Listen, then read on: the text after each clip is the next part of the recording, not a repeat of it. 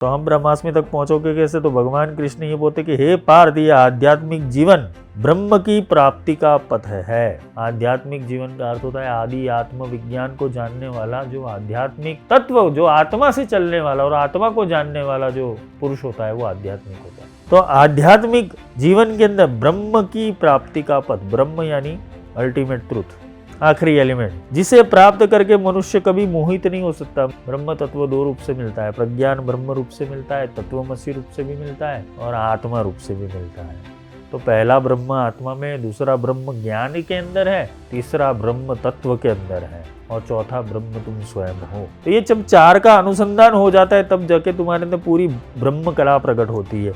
तो ये पथ है ब्रह्म की प्राप्ति का, जिसको प्राप्त करके मनुष्य कभी भी मोहित नहीं होता। यदि कोई जीवन में अंतिम समय में भी इस पथ पर स्थित हो जाए, मतलब 10 साल रह गए, 5 साल रह गए, और तुमने सुनना शुरू किया, समझना शुरू किया, ये ब्रह्म को जानने का प्रयास किया, अथा तो ब्रह्म जिज्ञासा अथा तो धर्म जिज्ञासा। ज्ञान दो ही रूप में प्रकट होता है। ये ज्ञान प्रकट होने के बाद इस पथ पर स्थित हो जाता है। मतलब अंतिम समय में के अंदर भी अगर कोई डोरी पकड़ ले, कोई सदगुरु आए और डोरी दे दे तत्व जिज्ञासा की और पकड़ ले, तो वह भी भगवत प्राप्ति कर सकता है। ब्रह्म जिज्ञासा युक्त भगवान की प्राप्ति कर सकता है।